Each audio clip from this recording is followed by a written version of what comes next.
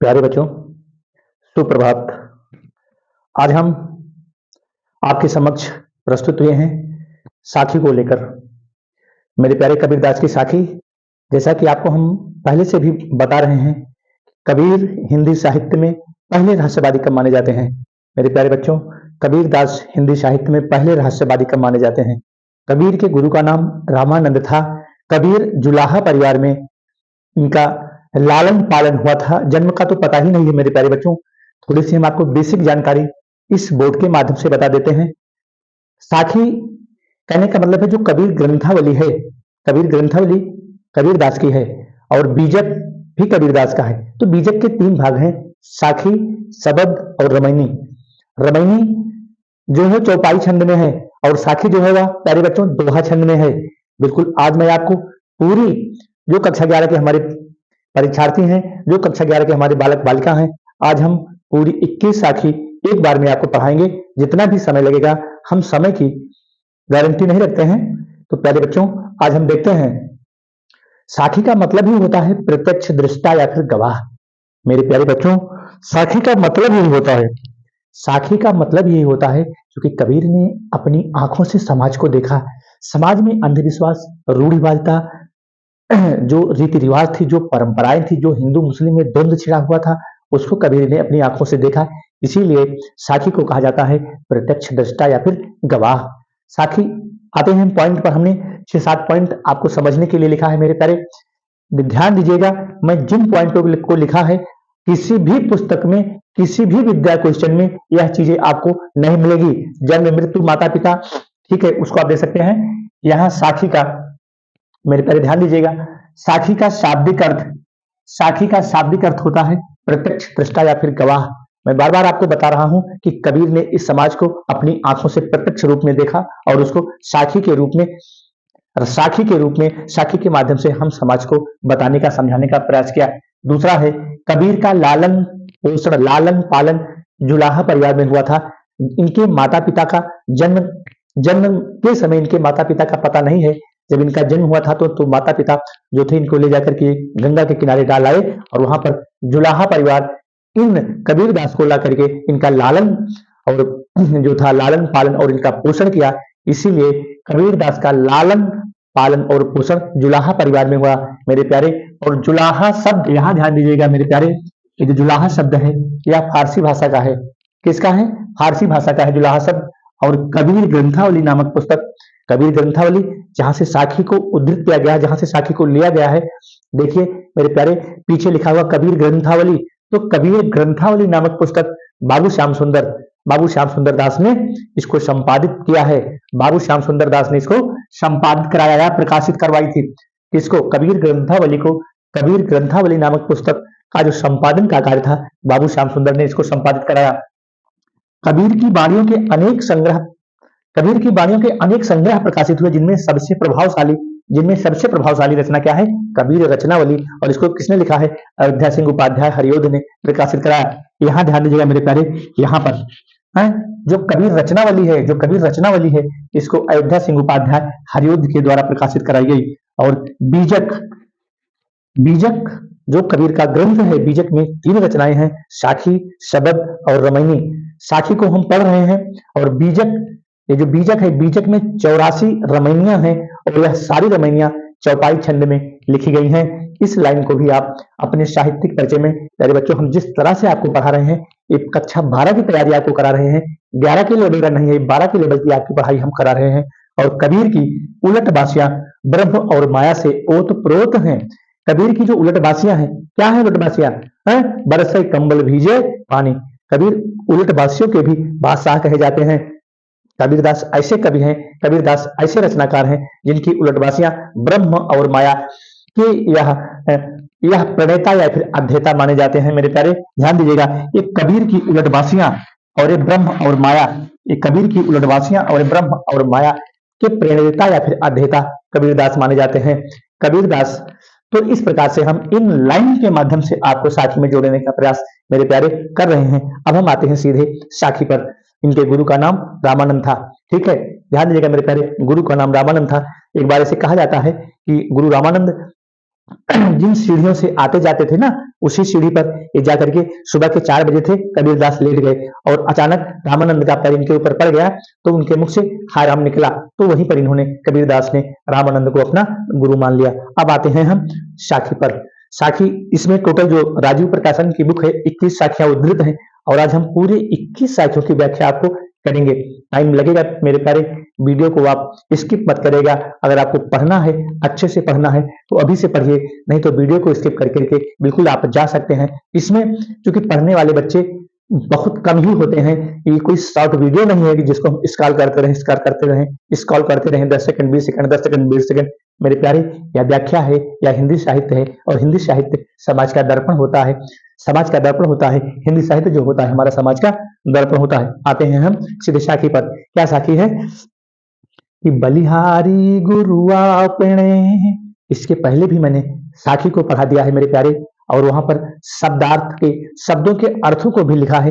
लेकिन मैं आज पूरी साखी को एक बार में पढ़ाऊंगा, पूरी साखी को एक बार में पढ़ाऊंगा। अब घंटे भर लगे, 1.5 घंटे लगे या फिर 2 घंटे लगे, लेकिन मैं पूरी 21 साखी आज मैं एक बार में पढ़ाऊंगा आपको। ध्यान दीजिएगा मेरे प्यारे।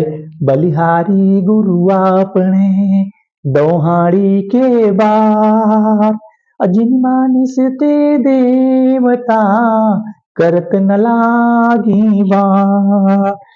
बलिहारी, बलि, बलि माने होता है बलि जाना। जैसे किसी की बलि दे दो, किसी के ऊपर न्यौछावर हो जाओ, किसी के ऊपर अपना पूरा अर्पण कर दो, उसको कहते हैं बलिहारी। उसको क्या कहते हैं? बलिहारी। किसी के ऊपर अपना अर्पण कर देना, किसी के ऊपर अपना सब कुछ सर्वस्व न्यौछावर कर देना, तो बलिहारी गुरु आपने।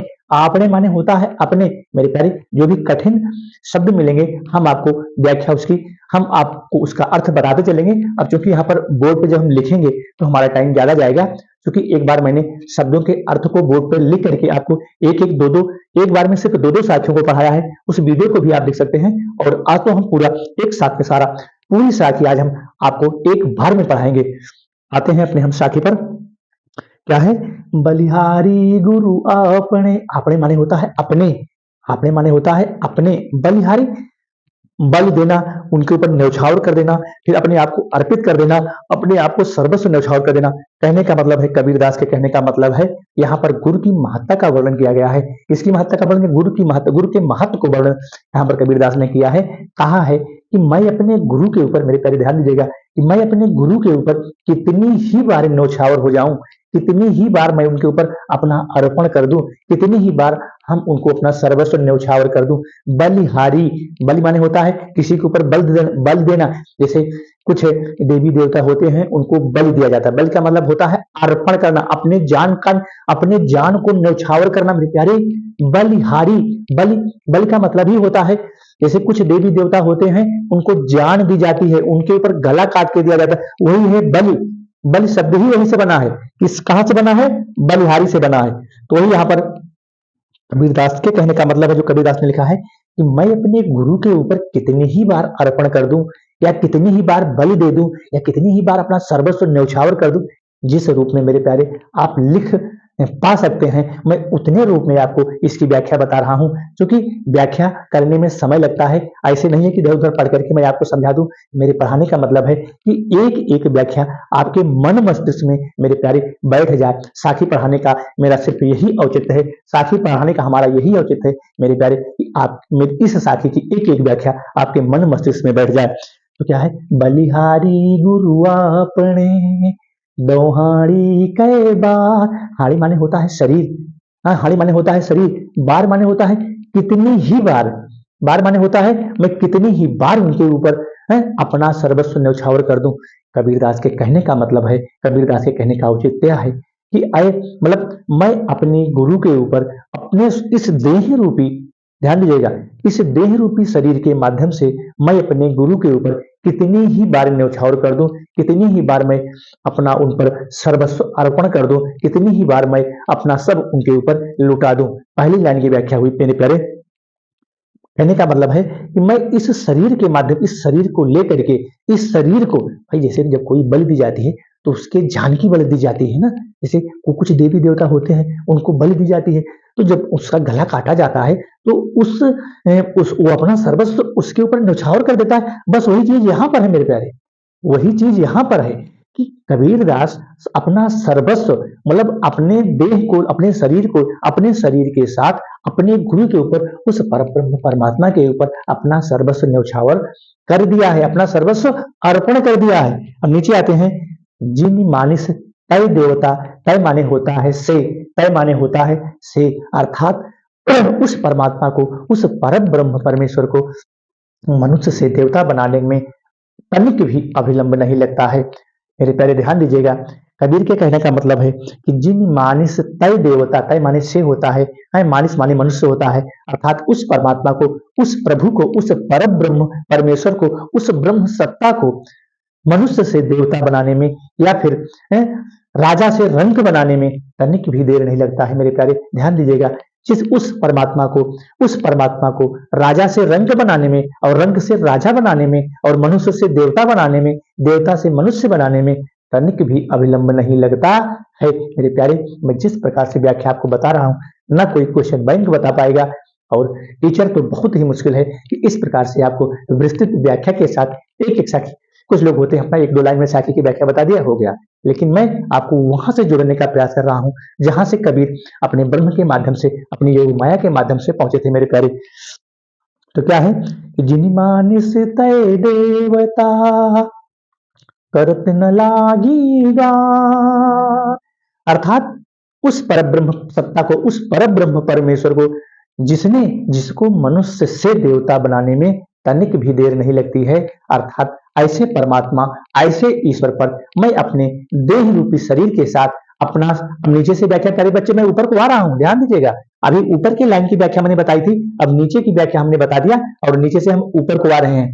कहने का मतलब है कि जिस परब्रह्म प्रभु, जिस परब्रह्म ईश्वर, जिस परब्रह्म परमात्मा ने मनुष्य से देवता बनाने में तनिक भी अविलंब नहीं किया, तनिक भी देर नहीं किया, ऐसे प्रभु के ऊपर, ऐसे परमात्मा के ऊपर, ऐसे परम ब्रह्म सत्ता के ऊपर इस शरीर के साथ मैं अपना सर्वस्व उनके ऊपर न्यौछावर कर रहा हूं, न्यौछावर कर दिया है। ऐसे हमारे कबीरदास हैं। प्यारे बच्चों ध्यान दीजिएगा, अब यहाँ पर शांत रस है, प्रभु की महत्ता का वर्णन किया गया है, पंचमेल भाषा सधुकड़ी है, दोहा छंद है, क्योंकि यहाँ 5 क्वेश्चन भी पूछेगा, इसी में से 5 क्वेश्चन बनाएगा। पहला क्वेश्चन बनाएगा उपरुक्त पद्यांश का संदर्भ लिखिए, दूसरा बनाएगा निम्नलिखित में से रेखांकित अंश की व्याख्या कीजिए, तीसरा बनाएगा इसी में से एक क्वेश्चन पूछ लेगा कि कबीर जो है किसके ऊपर अपना सर्वस्व न्यौछावर करना चाहते हैं, तो उस परब्रह्म परमात्मा के ऊपर।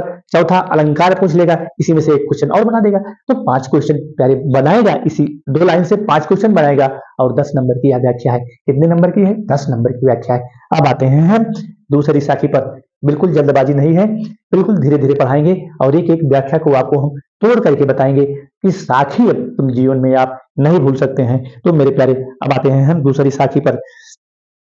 सतगुरु की महिमा अनंत, अनंत किया उपगार, आलोचन अनंत उघाड़िया, अनंत दिखावण हार। सतगुरु की महिमा अनंत है।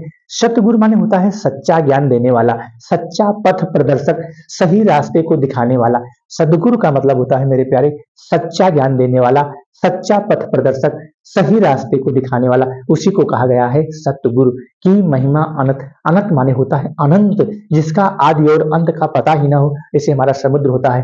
अर्थात कबीर के कहने का मतलब है कि सतगुरु की महिमा अनंत है, सतगुरु की महिमा अपरंपार है, उसका कोई आदि और अंत ही नहीं है। सतगुरु की महिमा अनंत, अनंत किया उपगार। उस सच्चे गुरु ने, उस सच्चे परमात्मा ने हमारे ऊपर अनेकों उपकार किए हैं, अनेकों उपकार किए हैं। उपकार का मतलब होता है उपकार करना, उपकार का मतलब होता है किसी की मदद करना। मेरे प्यारे बच्चों, इससे भी गांव घर में लोग बोलते हैं कि भैया उसका भी थोड़ा उपकार कर दो, उसका भी कुछ भला कर दो। तो बस वही चीजें हैं मेरे प्यारे कि कबीर के कहने का मतलब है कि उन्होंने, अर्थात उस प्रभु ने, उस परमात्मा ने, उस ब्रह्म ने हमारे ऊपर अनेक उपकार किए हैं। कौन? उस परब्रह्म, परब्रह्म की जो सत्ता है, जो निराकार है। साकार का मतलब है जो हम दिख रहे हैं, जैसे हम आपको पढ़ा रहे हैं मेरे प्यारे, हम आपको पढ़ा रहे हैं तो हम साकार रूप में हैं, हम आपके सामने खड़े हैं, हम लौकिक हैं, जो नहीं दिखाई पड़ रहा है वह अलौकिक है। हम आपके सामने प्रत्यक्ष हैं, जो नहीं दिख रहा हुआ अप्रत्यक्ष है। हम आपके सामने डायरेक्ट खड़े हैं, जो नहीं दिख रहा हुआ इनडायरेक्ट है। हम आपके सामने उपमेय हैं, हम आपके, और जो नहीं दिख रहा हुआ उपमान है। तो ये सारी चीजें मेरे प्यारे होती हैं। जैसे उपमेय उपमान, तो जो हम आपके सामने खड़े हैं हम उपमेय हैं, जो नहीं दिख रहा है वह उपमान है। हम आपके सामने डायरेक्ट खड़े हैं तो हम डायरेक्ट हैं, जो नहीं दिख रहा वो इनडायरेक्ट है। हम आपके सामने प्रत्यक्ष खड़े हैं, हम जो नहीं दिख रहा वो अप्रत्यक्ष है। हम साकार रूप में आपके सामने खड़े हैं तो हम साकार हैं, और जो नहीं दिख रहा है वह निराकार है। तो इतने सारे मैंने आपको अर्थ बता दिया है कि शायद ही इस चैनल पर इतने माध्यम से मेरे प्यारे आपको कोई बताने का प्रयास करे। अगला क्या है कि लोचन अनत उघाड़िया, अर्थात जब वो अपने नेत्रों को उघाड़ करके, कौन, कबीर के कहने का मतलब है जब वो अपने लोचन माने नेत्र, जब वो अपने नेत्रों को हटा करके उघाड़ करके देखने का प्रयास करते हैं तो उस परम ब्रह्म परमेश्वर के, उस परम ब्रह्म सत्ता के, उस परम ब्रह्म प्रभु के अनेकों रूप दिखाई पड़ते हैं। अनंत मतलब क्या है कि लोचन अनंत उघाड़िया और अनंत दिखावन हार। अनंत माने अनंत, जिसका कोई आदि और अंत ना हो, अर्थात उस प्रभु के, उस सत्ता के, उस परम ब्रह्म परमेश्वर के अनेकों रूप दिखाई पड़ते हैं। इसको जब कबीर अपने आंखों को उघाड़ करके, अपनी आंखों को खोल करके देखने का प्रयास करते हैं तो उस प्रभु के, उस परम ब्रह्म सत्ता के, उस परमेश्वर के अनेकों रूप दिखाई पड़ते हैं। मेरे प्यारे ध्यान दीजिएगा, वही यहाँ पर भी है। शांत रस है, पंचमेल से कड़ी भाषा है, दोहा छंद है और कबीर के सारे, तो ये सब सारी चीजें ऐसे चलती रहेंगी और हम एक के बाद एक साखी आपको पढ़ते रहेंगे। अब हम आ जाते हैं तीसरी साखी पर। तीसरी साखी हमारी क्या कहती है कि दीपक दिया तेल भरी, अब बाती दई घट, अघट जो कभी न घटे, अघट जो कभी घटे ही न। धन्य हो प्रभु, धन्य हो कबीरदास। ऐसे कबीर हैं, ऐसे कबीर 800 वर्षों, उन 800 वर्ष हो गया इस रचना को लिखे हुए, आज तक कोई दूसरा कबीर न पैदा हुआ है और न आने वाले 800 वर्षों में भी नहीं होगा। मेरे प्यारे ध्यान दीजिएगा, क्या है कि दीपक दिया तेल भरी, बाती दई घाट, ऐसी बत्ती डाल दी है कि वो कभी घटेगी ही नहीं। ज्ञान रूपी इस प्रकार की बत्ती डाल दी है। मेरे प्यारे ध्यान दीजिएगा, ज्ञान रूपी इस प्रकार की बत्ती उस दीपक में डाल दिया है कबीरदास ने कि वह कभी घटने वाली नहीं है। दीपक दिया है, दीपक दिया अर्थात जीवात्मा रूपी, अर्थात जीवात्मा रूपी प्रेम रूपी दीपक में इस प्रकार की ज्ञान रूपी बत्ती डाल दिया है।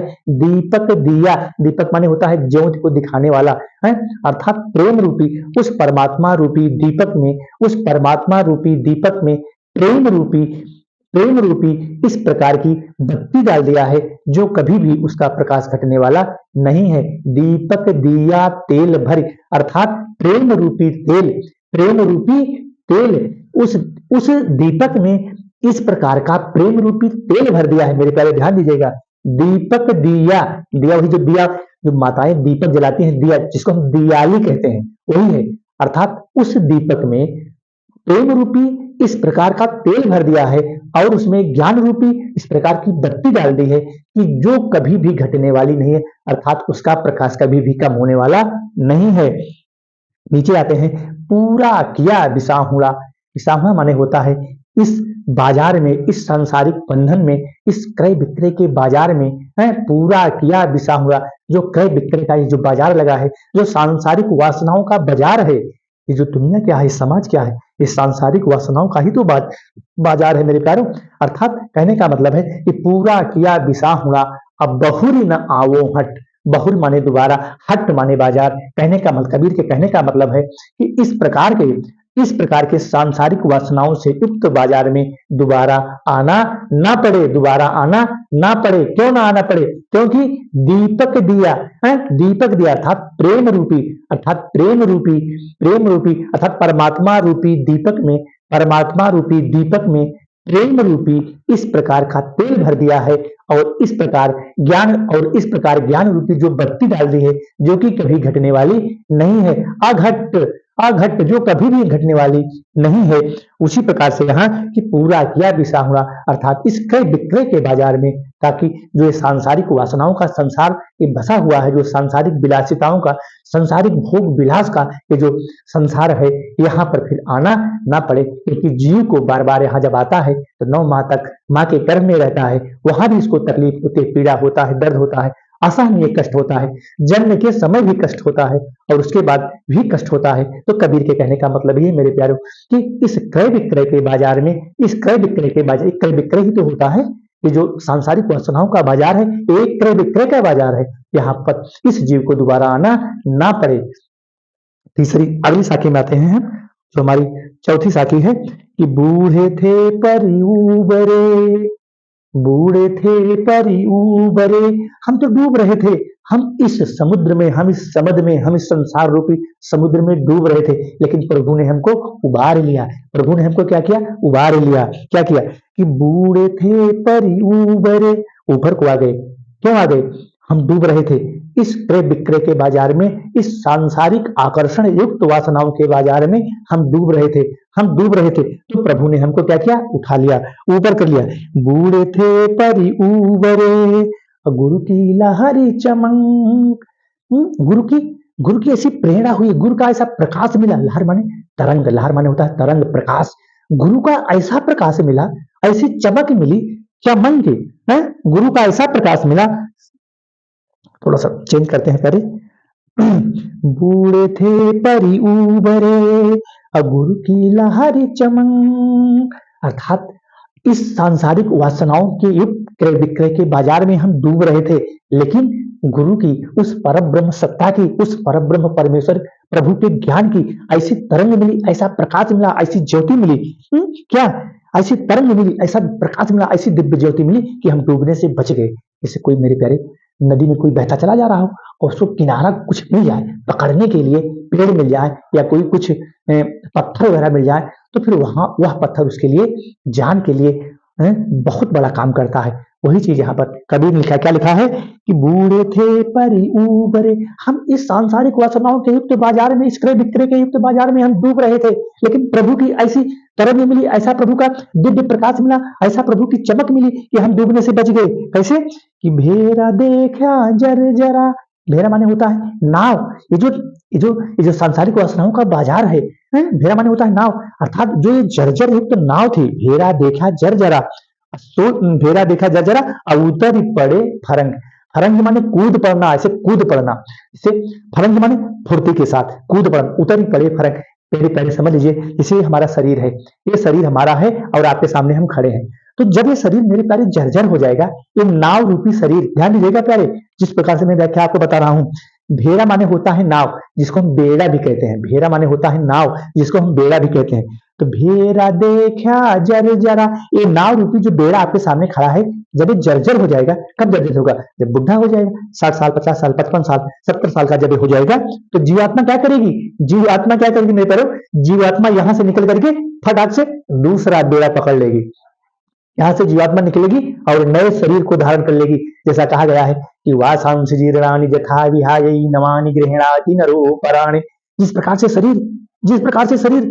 से शरीर पुराने वस्त्रों को त्याग करके नए वस्त्रों को धारण करता है, उसी प्रकार से यह आत्मा भी है, पुराने शरीर को छोड़ करके नए शरीर को धारण करती है। तो वही तो कबीर कह रहे हैं कि भेरा देखा जर जरा, अर्थात जो ये शरीर रूपी जो नाव है, ये जो शरीर रूपी नाव आपके सामने खड़ी है, जब जर्जर हो जाएगी, चलने फिरने में असमर्थ हो जाएगी, बोलने में असमर्थ हो जाएगी, तो जीवात्मा क्या करेगी? कूद करके दूसरी नाव पकड़ लेगी। वही तो कबीर ने लिखा है कि उतर ही पड़े फरंग, फरंग माने कूद पड़ना।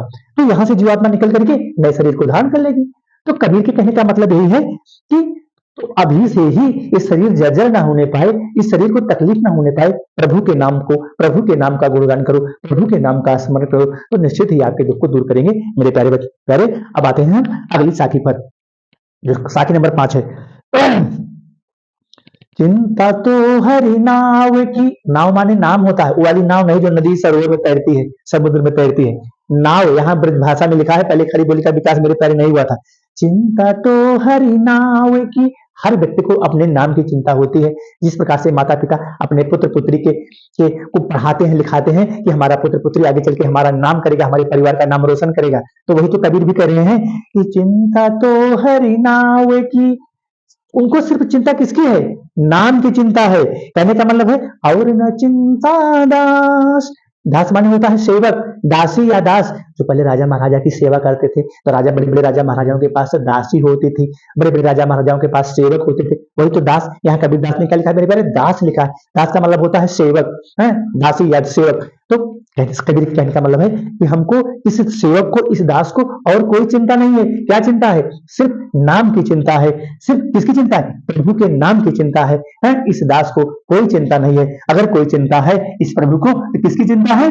नाम की चिंता है मेरे प्यारे। किसकी चिंता है? नाम, कि नाम हमारा अजर अमर हो जाए, नाम हमारा अजर अमर हो जाए। जिस प्रकार से नाम के लिए तो न कबीर ही तो कह रहे हैं, क्या कह रहे हैं कि चिंता तो हरि नाव की और न चिंता दास। इस दास को और कोई चिंता नहीं है। किसकी चिंता है? प्रभु के नाम की चिंता है, परमात्मा के नाम की चिंता है, उस पर ब्रह्म सत्ता के नाम की चिंता है सिर्फ। और इस दास को कोई चिंता नहीं है। ऐसे जे कुछ चितवै राम बिन, अर्थात राम से हट करके अगर हम कुछ देखना भी चाहें, प्रभु धन्य हो, प्रभु धन्य हो कबीरदास। जे कुछ चितवै राम बिन, अर्थात राम से हट करके अगर हम कुछ देखना भी चाहें तो क्या है? जे कुछ चितवै राम बिन सोई काल के पास। पास माने फंदा होता है, जैसे फंदा है, गले में फंदा डाल दो, फांसी डाल दो। काल माने होता है समय, काल माने क्या होता है? समय। और पास माने होता है फंदा। कहने का मतलब है मेरे प्यारे कि कबीर के कहने का मतलब है कि अगर हम परमात्मा से हट करके, ध्यान दीजिएगा मैं जो आपको गहराई से बता रहा हूं व्याख्या मेरे प्यारे, अगर परमात्मा से हट करके हम किसी चीज को स्मरण भी करें, देखें भी, तो यह सब काल के फंदे में बंधा हुआ है। काल के फंदे में बंधा मेरे प्यारे। अगर जो भी हमारे कहने का मतलब है, अगर हम पैसा नहीं कमाएंगे तो पत्नी भी हमारा साथ नहीं देगी, माँ भी हमारा साथ नहीं देगी, परिवार भी हमारा साथ नहीं देगा। अगर हमारे पास धन नहीं होगा मेरे प्यारे, गांठ बांध लीजिए, अगर हमारे पास या आपके पास धन नहीं होगा तो आपका कोई साथ देने वाला नहीं है। कहने का मतलब यह है, वही कबीर कहना चाहते हैं कि अगर हम राम से हट करके, प्रभु से हट करके, परमात्मा से हट करके किसी चीज को देखना भी चाहें कि भैया हमारी पत्नी है, ये हमारे बच्चे हैं, या हमारा घर है, ये हमारी गाड़ी है, हमारा मकान है, तो वह सब क्या है? काल के फंदे में बंधा है। भाई पत्नी कब तक आपके साथ रहेगी? जब तक आप हष्ट पुष्ट रहोगे, स्वस्थ रहोगे, आपके पास धन दौलत होगी। अगर आपके पास धन दौलत नहीं होगी, जब आप भूखों मरेगी, उसको खाना नहीं मिलेगा, तो पत्नी भी आपका साथ देने के लिए तैयार नहीं होगी, बच्चे भी आपका साथ तैयार। अगर आप बच्चे को पढ़ाओगे नहीं, फीस नहीं दोगे, उनके साथ मेहनत नहीं करोगे, तो बच्चे भी आपका साथ देने के लिए तैयार नहीं होंगे। वही मेरे प्यारे यहाँ पर कबीर कह रहे हैं कि सारी चीजें काल के फंदे में बंधी हुई हैं, काल के पास में बंधी हुई हैं। अगर हम जिसको चाहते हैं कि यह हमारी बीवी है, या हमारे बच्चे हैं, या हमारी पत्नी है, हमारी माँ है, तो वो तब तक है जब तक हम धन कमा रहे हैं, जब तक हम परिश्रम कर रहे हैं, तब तक वह सब हमारे हैं। जिस दिन हम कमाना बंद कर देंगे, सब एक किनारे ऐसे होते चले जाएंगे और एक दिन ऐसा आ जाएगा हम अकेले हो जाएंगे। तो वही तो कबीर कर रहे हैं कि सारी चीजें काल के पास में बंधी हुई हैं, ये सारी चीज काल के फंदे में बंधी हुई हैं। जिसको हम चाहते हैं कि हमारा है, वह हमारा नहीं है, वो सब क्या है? हमारे साथ स्वार्थ से जुड़े हैं मेरे प्यारे, वो सब क्या है? हमारे साथ स्वार्थ से जुड़े हैं। तो कबीर के कहने का मतलब यही है, जे कुछ चितवै राम बिन। अगर हम परमात्मा से, प्रभु से, परमेश्वर से हट करके कुछ देखना भी चाहें, ये हमारी गाड़ी है, अरे भाई गाड़ी लिए जा रहे हो, आगे एक्सीडेंट हो जाए, गाड़ी खत्म, या खुद भी खत्म हो सकते हैं, तो वो सब काल के पास में ही तो बता। काल माने होता है समय, जिसको हम यमराज कहते हैं। तो वो सब सारी चीजें क्या है? काल के फंदे में बंधी हुई हैं। जिसको हम पत्नी कह रहे हैं, खा पी के सोई, रात में कहानी खत्म। जिसको हम बच्चे कह रहे हैं, खा पी के सोए, रात में सर्प काट ले, कहानी खत्म। तो भी तो काल के पास में बंधा है, और हम भी काल के पास में बंधे हैं। अभी हम खड़े खड़े आपको पढ़ा रहे हैं, खा पी के सो जाए, सुबह कहानी खत्म, गुरुजी गए भैया। तो हम भी तो काल के फंदे में बने हैं, और आप भी काल के फंदे में बने हैं। तो कबीर के कहने का मतलब यही है कि प्रभु के नाम का स्मरण करो, परमात्मा के नाम का स्मरण करो, वहीं से मोक्ष की प्राप्ति होगी। अरे बच्चों, अब हम आते हैं इस साखी नंबर 6 पर। हमें पूरा विश्वास है कि हमारी पढ़ाई हुई साखी निश्चित ही आपकी समझ में आ रही होगी। अगर हमारा यह मेहनत परिश्रम आपको अच्छा लगे तो प्यारे लाइक और सब्सक्राइब जरूर करना, ताकि उससे हमारा मोटिवेशन बढ़ता है। अगला है, तू करता तू भया, तू माने तू मतलब प्रभु का नाम लेते लेते तुम पुकारते पुकारते, तू करता तू भया मुझ में रही न हूं माने होता है अहंकार। जैसे रावण अहंकारी था, रावण बहुत बड़ा विद्वान था, बहुत बड़ा ज्ञानी था, लेकिन उसके अंदर एक ही कमी थी, अहंकार था। और अहंकार ही ऐसा था कि जो रावण को चकनाचूर कर दिया। और एक दिन उसके मुख से भी राम शब्द निकला, जब भगवान प्रभु मर्यादा पुरुषोत्तम श्री राम ने उसके नाभि में जो अमृत था, जब उसको सुखाया और खींचा, अपने धनुष को खींचा और जब मारा था, और जब आसमान से गिरा था, तो गिरते वक्त उसके मुख से राम निकला था, राम राम निकला था, वहीं पर उसकी मुक्ति हो गई थी, क्योंकि मरते वक्त उसके मुख से राम शब्द निकला था। तो फिर वह राक्षस योनि से मुक्त पा करके उसको मोक्ष की प्राप्ति हुई। मेरे प्यारे, वही यहाँ पर आपको बता रहे हैं कि तू करता तू भया, अर्थात उस प्रभु के नाम का स्मरण करते करते तू मतलब तुम पुकारते पुकारते क्या हुआ है? मुझ में रही न हूं, हमारा या उस कबीर का सारा अहंकार ही नष्ट हो गया। अर्थात प्रभु के नाम का स्मरण करते करते, प्रभु के नाम को पुकारते पुकारते उस कबीर का सारा अहंकार नष्ट हो गया। तू करता तू भया, अर्थात तुम पुकारते पुकारते प्रभु प्रभु परमात्मा परमात्मा पुकारते पुकारते मुझ में नहीं न हूं, अर्थात मुझ में का मतलब है उस कबीर के अंदर कोई अहंकार बच ही नहीं पाया था, सारा अहंकार नष्ट हो गया। नीचे की क्या लाइन है कि बारी फेरी बल गई माने जलना, जल जाना है, बारी माने बार बार, बल गई, बारी फेरी बल गई, अजित देखो तित तू, अर्थात जो हमारे अंदर बुराइयां भरी हुई थी, तमाम प्रकार के दोष भरे हुए थे, सब जल गए हैं। बारी अर्थात बारी का मतलब होता है जो हमारे अंदर तमाम प्रकार की वासनाएं, तमाम प्रकार के सांसारिक वासनाएं भरी हुई थी, वो क्या हुई, सब जल गई। बारी फेरी बल गई माने जल जाना है, अजित देखो तित्तु, अर्थात जब, कहने का मतलब है मेरे प्यारों, जब इस शरीर के अंदर, इस मन मस्तिष्क के अंदर अज्ञान का अंत हो जाता है, वासनाओं का अंत हो जाता है, जो हमारे अंदर दुर्गुण है, जब उसका विनाश हो जाता है, तो फिर जिधर आप देखेंगे उधर तू ही तू दिखाई पड़ेगा।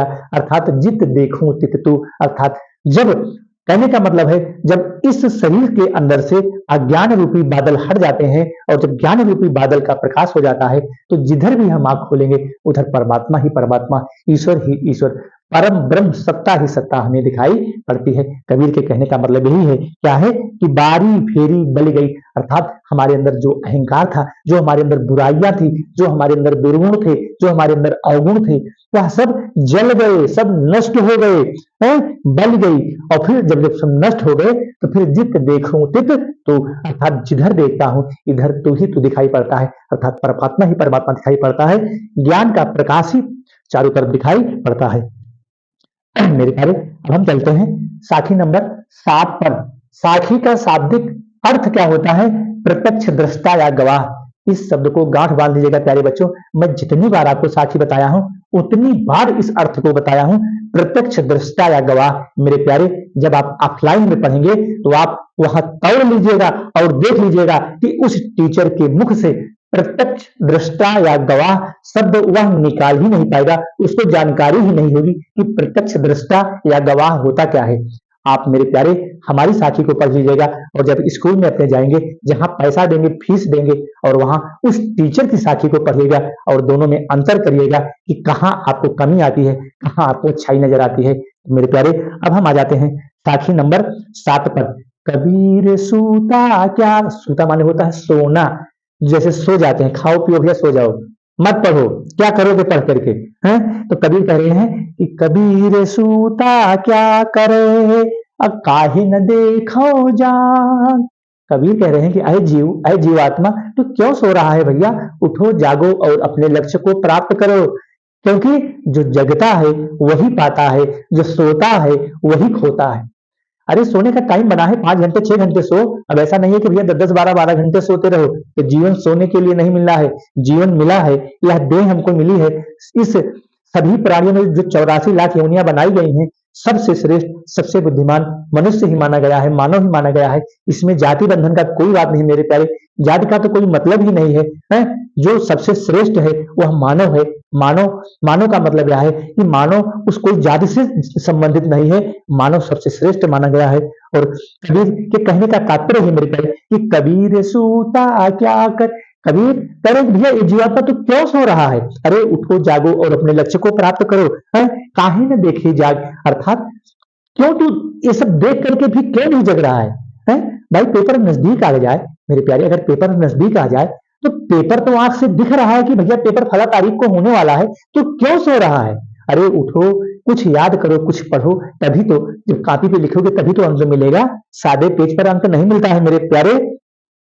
तो वही क्या है, कबीर के कहने का मतलब है कि ऐ जीवात्मा, ऐ जीव, तू जाग, उठ जाग और अपने लक्ष्य को प्राप्त कर।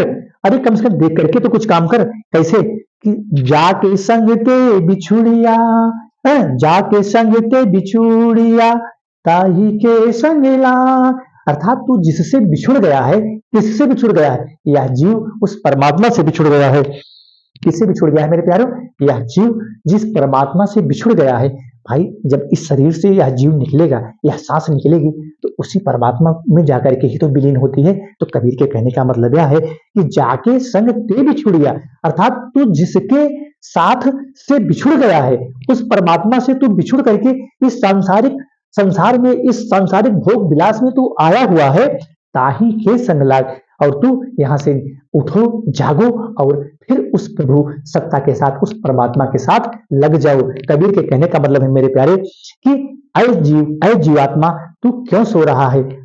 तू क्यों सो रहा है? उठो जागो, और जिससे तू बिछुड़ गया है, जाके संग ते बिछुड़िया, जिसका साथ तुम्हारा छूट गया है, अर्थात उस प्रभु का, उस सत्ता का, उस परम ब्रह्म परमेश्वर का, जिसका साथ तू छोड़ करके इन सांसारिक वासनाओं तो संसार में आया है, उठो जागो और अपने लक्ष्य को प्राप्त करो। अर्थात ताही के संग लाग, उस प्रभु, उस परम ब्रह्म सत्ता के साथ लग जा, जिससे तुम्हें मोक्ष की प्राप्ति होगी और तुम्हारा कल्याण होगा। मेरे प्यारे, तो अब हम आते हैं साखी नंबर 8 पर। साखी नंबर 8 हमारी क्या कहती है? साखी नंबर 8, साखी नंबर 8 है हमारी मेरे प्यारे कि केशव कही कही कूकिए। केशव कहा गया है भगवान कृष्ण को, केशव कहा गया है भगवान को भी हम कह सकते हैं, ईश्वर को भी कह सकते हैं। और केशव उस मुरलिया वाले का भी नाम है, जिसको हम श्याम भी कहते हैं, घनश्याम भी कहते हैं, केशव भी कहते हैं।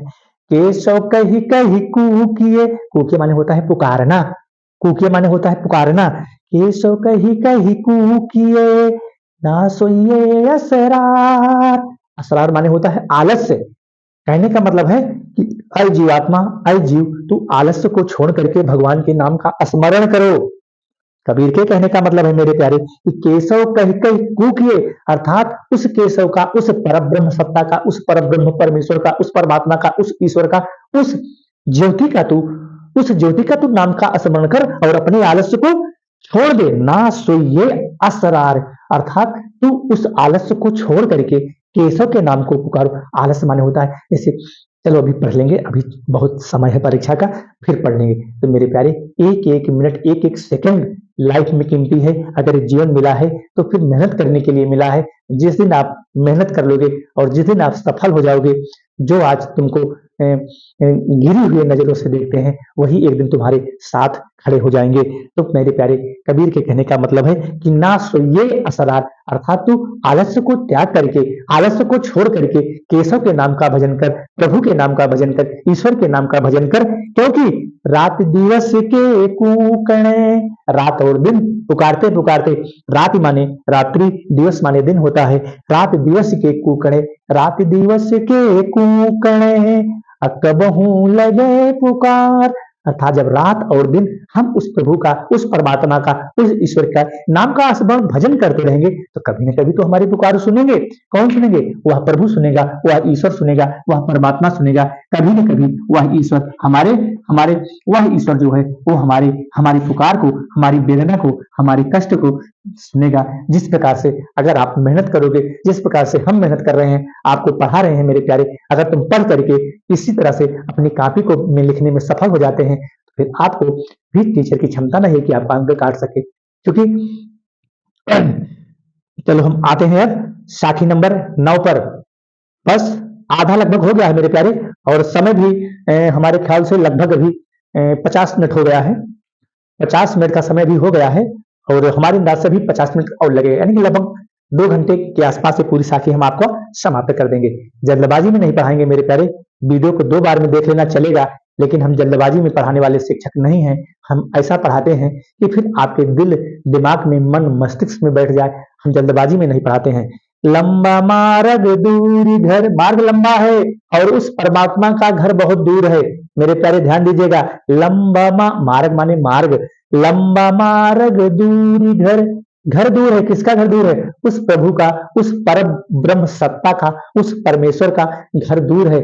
बहुत कंकड़ है, बहुत बहुत कटीला रास्ता है और दुर्गम स्थान है, वहां पहुंचना भी बहुत कठिन है। कहां? उस प्रभु की सत्ता के पास। कहने का मतलब है मेरे प्यारे, जब योग करेंगे, साधना करेंगे, ईश्वर के नाम का भजन करेंगे, तपस्या करेंगे, बिना खाना पीना खाए उनकी पूजा करो, आराधना करो, तो मार्ग कठिन तो ही हुआ, सरल क्या है? इतनी सारी किताबों को पढ़ना पड़ता है, पांच पांच विषय पढ़ना पड़ता है मेरे प्यारे। तब 6 विषय हाई स्कूल में पढ़ो, 5 विषय इंटर में पढ़ो मेरे प्यारे। जब हम लोग पढ़ते थे तो हिंदी में 3 पेपर हुआ करता था, 35 नंबर का गद्य, 35 नंबर का पद्य और 34 नंबर का संस्कृत परिचायिका हाई स्कूल में, और इंटर में संस्कृत दिग्दर्शिका।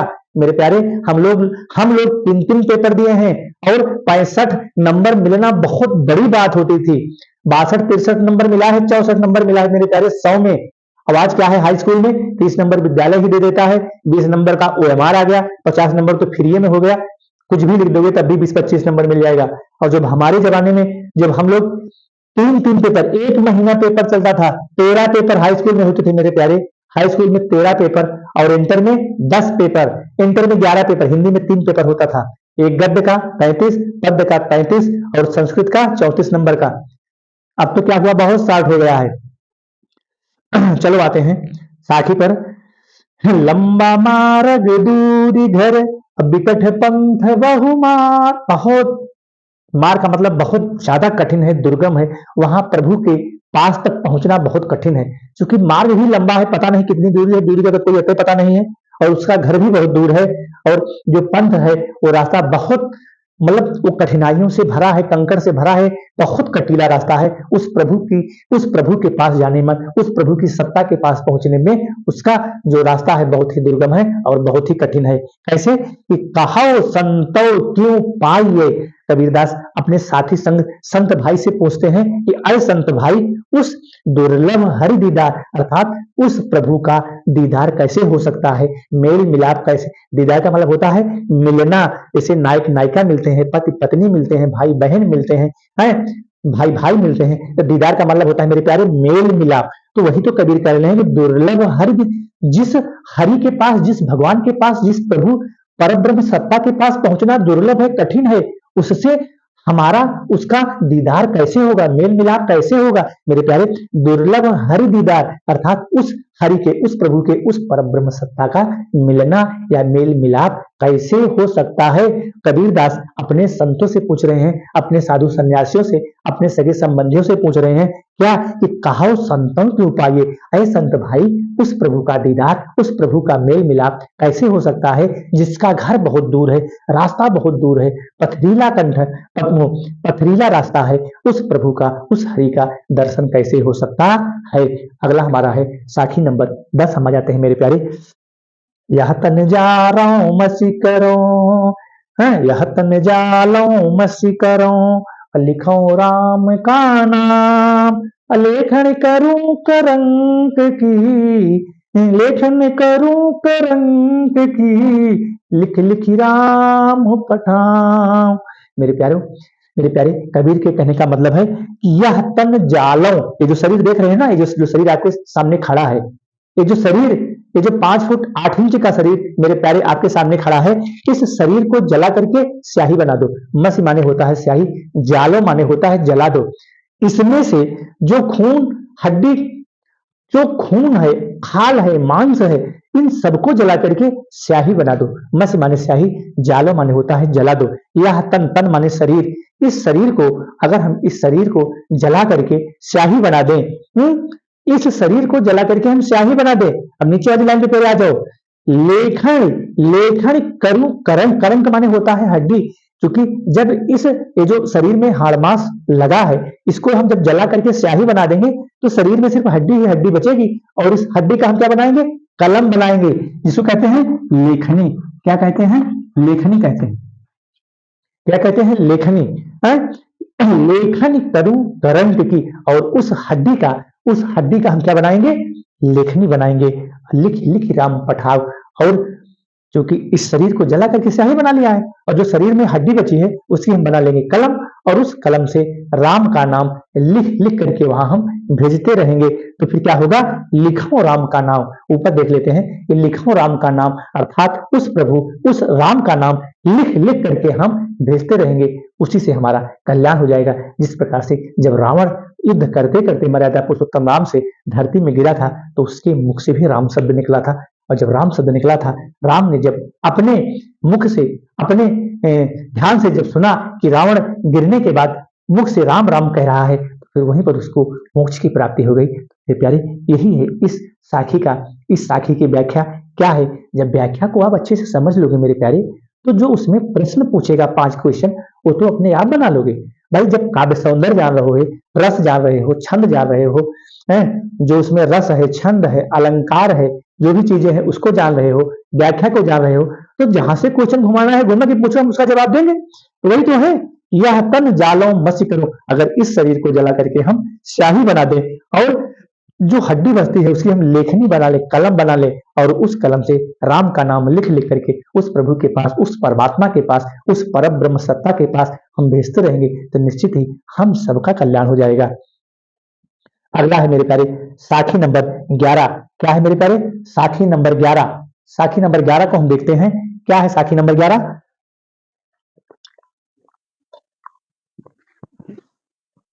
साखी नंबर 11 है, कई बिरहीन कूमीच उदय। बिरहीन माने होता है बिरहिणी। बिरहिणी का मतलब है मेरे प्यारे, जो वियोग से, कष्ट से, दुख से, दर्द से, असहाय पीड़ा से अपना जीवन यापन कर रही हो, अपना जीवन व्यतीत कर रही हो, उसी को कहा गया है बिरहिणी है। और मीच माने होता है मृत्यु। मीच माने क्या होता है, मृत्यु। यहाँ तो जगह नहीं है, नहीं तो लिख देते। मीच माने होता है मृत। आपा माने होता है आपा खोना, जैसे कोई आपा खो दे, अपनी शुद्ध बुद्ध को भूल जाए, अपनी शुद्ध बुद्ध को भूल जाए, उसी को आपा कहते हैं। तुमने भाई अपना आपा खो दिया। तो कबीर के कहने का मतलब है कि कई बिरहीन कई मुई मीच दो, कई बिरहीन को मीच दे, कई आपा दिखलाय, अवाठ पैर का दाझड़ा मुझसे सहा न जाए। कहने का मतलब है, कबीर के कहने का मतलब है कि 8 पहर, 4 पहर दिन में, 4 पहर रात में, 8 पहर का दाझड़ा माने होता है कष्ट, दुख, दर्द, पीड़ा है। 8 पहर का यह दिन और रात का दर्द, 7 दिन और रात का जो ये दर्द है, अब मुझसे सहा नहीं जा रहा है। वह बिरहिणी क्या कह रही है कि 8 पहर का दर्द, 4 पहर दिन में, 4 पहर रात में, अर्थात इस 8 पहर का दर्द, इस 8 पहर की पीड़ा, इस 8 पहर का कष्ट अब मुझसे सहा नहीं जाएगा। क्यों नहीं सहा जाएगा कि कै बिरहीन को मीच दे। अय प्रभु, अय परमात्मा रूपी प्रियतम, ध्यान दीजिएगा मेरे प्यारे, अय परमात्मा रूपी प्रियतम, या तो फिर इस जीवात्मा को, या तो फिर इस जीवात्मा रूपी शरीर को, अय परमात्मा रूपी प्रियतम, अय परमात्मा रूपी प्रियतम, इस जीवात्मा रूपी शरीर को या तो मृत्यु दे दो, मीच माने मृत्यु, या तो मृत्यु को प्रदान करो, या फिर अपना दर्शन करा दो। कहे आपा दिखलाए, या तो फिर आप अपना दर्शन करा दो। ध्यान दीजिएगा मेरे प्यारे, पहली लाइन की व्याख्या हम बता रहे हैं। अय परमात्मा रूपी प्रियतम, कई बिरहीन, बिरहीन माने होता है बिरहिणी, जो वियोग से, दुख से, दर्द से, पीड़ा से, जिस प्रकार से नायक का, अगर नायिका का नायक दूर चला जाता है तो उस नायिका को कष्ट होता है, जिस प्रकार से पति पत्नी दूर हो जाते हैं, परदेश हो जाते हैं, उस पत्नी को भी कष्ट होता है, पति को भी कष्ट होता है। वही यहाँ पर बिरहीन के माध्यम से, एक बिरहिणी के माध्यम से यहाँ पर बताया गया है। क्या बताया गया है कि अय परमात्मा रूपी प्रियतम, कई बिरहीन को मीच दे। अय परमात्मा रूपी प्रियतम, इस जीवात्मा रूपी शरीर को, ये जो बिरहिणी है ये जीवात्मा ही तो है, जो बिरहिणी के अंदर ही जीवात्मा है। तो अय परमात्मा रूपी प्रियतम, इस जीवात्मा रूपी बिरहिणी को या तो मृत्यु को प्रदान करो, या फिर अपना दर्शन करा दो। पहली लाइन की व्याख्या मेरे प्यारे ध्यान दीजिएगा। अय परमात्मा रूपी प्रियतम, इस जीवात्मा रूपी बिरहिणी को या तो फिर आप अपना दर्शन करा दो, या फिर मृत्यु को प्रदान कर दो, क्योंकि 8 पहर का दर्द, कष्ट, पीड़ा, दुख अब मुझसे सहा नहीं जा रहा है। 8 पहर का दांझड़ा मुंह पे सहा न जाए। इस आठों पहर का दर्द, दुख, कष्ट, पीड़ा, असहनीय वेदना अब मुझसे सही नहीं जा रही है। आगे हम आते हैं साखी नंबर 12 पर। मेरे प्यारे बच्चों, हमें लग रहा है कि आप लोग थक जाएंगे इसको देखते देखते, लेकिन हमें तो बहुत खुशी महसूस हो रही है। जैसे लग रहा है कि उस प्रभु का, उस सत्ता का हमारे अंदर ज्ञान का प्रकाश आता चला जा रहा है और आपको हम बताते चले जा रहे हैं। हमें तो बहुत ही मेरे प्यारे, बहुत ही सुखद अनुभूति, बहुत ही सुखद अनुभूति का अनुभव हो रहा है इस साखी को पढ़ाते समय। पता नहीं प्रभु की कृपा है या फिर आप लोगों का प्यार है, आशीर्वाद है, मैं इसको नहीं बता सकता। आते हैं हम साखी नंबर 12 पर। क्या है? कबीर रेख सिंदूर की, कबीर रेख सिंदूर की, काजल दिया न जाए, नैनो रमैया रम रहा, दूजा कहाँ समाए। कबीर रेख सिंदूर की। कबीरदास जी कह रहे हैं जिस प्रकार से जो महिलाएं, जो सौभाग्यवती स्त्रियां होती हैं, जो महिलाएं सौभाग्यवती स्त्रियां होती हैं, अपने मांग में सिंदूर को धारण करती हैं। जो शादीशुदा महिलाएं होती हैं, सौभाग्यवती स्त्रियां महिलाएं होती हैं, जिस प्रकार से अपनी मांग में सिंदूर को धारण करती हैं, तो वह सिंदूर प्रेम का प्रतीक है। मेरे प्यारे ध्यान दीजिएगा, वह लाल रंग का सिंदूर प्रेम का प्रतीक है। ठीक उसी प्रकार से कबीर ने जिस परमात्मा रूपी प्रेम को अपने मस्तक पर धारण कर लिया है, कबीर रेख सिंदूर की। कबीर कहना चाहते हैं कि जो प्रेम रूपी जो सिंदूर है लाल रंग का, लाल रंग प्रेम का प्रतीक होता है मेरे प्यारे, लाल रंग प्रेम का प्रतीक होता है। इसीलिए तो सिंदूर जो होता है लाल रंग का पहले भी था, आज भी लाल रंग का बना है। वह सिंदूर का रंग क्यों नहीं बदला जा रहा है? सारी चीजें तो बदल जा रही हैं, 2G से हम 4G में आ गए, 5G में आ गए, लेकिन सिंदूर का रंग क्यों नहीं बदला जा रहा है? सिंदूर को नीला कर दिया जाए, व्हाइट कर दिया जाए, क्यों आज भी लाल है सिंदूर? लाल रंग प्रेम का प्रतीक है। जिस प्रकार से नायक नायिका मिलते हैं, पति पत्नी मिलते हैं, भाई बहन मिलते हैं, माता पिता होते हैं, उसी प्रकार से लाल रंग प्रेम का प्रतीक है। मेरे प्यारे, जानने की कोशिश करो, आज तक सिंदूर का रंग नहीं बदला गया है। सारी चीजें तो बदल गई, हाइब्रिड गेहूं की पैदावार बढ़ गई, धान की पैदावार बढ़ गई, लोग 2G से 4G 5G 6G में पहुंच गए। पहले साइकिल नहीं थी, अब गाड़ी चारपहिया पे घूम रहे हैं, लेकिन सिंदूर का रंग क्यों नहीं बदला जा रहा है? क्योंकि लाल रंग प्रेम का प्रतीक है मेरे प्यारे, लाल रंग प्रेम का प्रतीक है। भी तो कबीर कह रहे हैं, क्या कह रहे हैं कि कबीर रेख सिंदूर की। जो कबीर ने जिस परमात्मा रूपी प्रेम के, जिस कबीर ने उस लाल रंग के परमात्मा रूपी प्रेम को अपने अपने सिर पर धारण कर लिया है, कबीर रेख सिंदूर की, तो उस पर काजल नहीं लगाया जा सकता। मेरे प्यारे ध्यान दीजिएगा, जिस प्रकार से जो सौभाग्यवती स्त्रियां होती है, जो सौभाग्यवती महिलाएं होती हैं, अपने मांग में लाल रंग के सिंदूर को धारण करती हैं, लेकिन परमात्मा न करे, ईश्वर न करे, जब वही परमात्मा किसी को ऐसा कष्ट न दे, जब वह महिलाएं विधवा होती हैं तो उनकी मांग से वह सिंदूर हट जाता है, वो फिर काजल का रूप धारण कर लेता है। काजल का मतलब मेरे प्यारे, काजल काला होता है, काजल खोटा होता है, काजल सांसारिक भोग विलास, सांसारिक वासनाओं का प्रतीक है, दुर्गुण का प्रतीक है। तो उसी प्रकार से यहाँ कबीर कह रहे हैं कि अगर मैंने अपने हृदय में, अपने अंतस्थल में उस परमात्मा रूपी ईश्वर को बसा लिया है, तो फिर हमारे अंदर कोई अवगुण, कोई दुर्गुण, कोई अवगुण, कोई सांसारिक वासना, कोई सांसारिक भोग विलास नहीं आ सकता। प्यारे ध्यान दीजिएगा, मैं क्या कहना चाह रहा हूं। कबीर रेख सिंदूर की, कबीर दास ने जिस लाल रंग के सिंदूर को, जिस लाल रंग के परमात्मा रूपी प्रकाश को अपने अंदर धारण कर लिया है, तो फिर उसके अंदर कोई भी अवगुण, कोई भी दुर्गुण, कोई भी, काजल का मतलब हुआ अवगुण, काजल का मतलब हुआ अवगुण, जो सांसारिक भोग विलास है, जो सांसारिक वासनाएं हैं, फिर उस शरीर के अंदर समाहित नहीं हो सकती। मेरे प्यारे, पहली लाइन की व्याख्या मैं आपको बता रहा हूं। जिस प्रकार से महिलाएं अपनी मांग में लाल रंग के सिंदूर को धारण करती हैं, आज भी यह प्रथा है, उस सिंदूर का रंग आज भी नहीं बदला गया है। सारी चीजें बदल गई हैं, कच्चे घर से हम पक्के घर में आ गए हैं, हवेली में पहुंच गए हैं, 40-40 मंजिल इमारत पर रह रहे हैं, लेकिन उस सिंदूर का रंग आज भी लाल है। और क्यों है? वह प्रेम का प्रतीक है, वह मिलाप का प्रतीक है। तो कबीर यही कहना चाह रहे हैं कि कबीर रेख सिंदूर की, अर्थात उस परमात्मा रूपी, उस ईश्वर रूपी लाल रंग के सिंदूर की रेखा को अगर मैंने अपने मन मस्तिष्क हृदय में, अंतःस्थल में समाहित कर लिया है, तो फिर काजल रूपी अवगुण, काजल रूपी सांसारिक वासना, काजल रूपी जो दुर्गुण है, जो व्यवहार है, वह हमारे अंदर समाहित नहीं हो सकता है। ऐसे नैनू रमैया रम रहा, जिस प्रकार से नैनू रमैया रम रहा, दूजा कहाँ समाये, अर्थात जब हमारे नेत्रों के अंदर, जब हमारे नेत्रों के अंदर राम बस गए हैं, तो फिर दूसरे को जगह नहीं मिल सकती।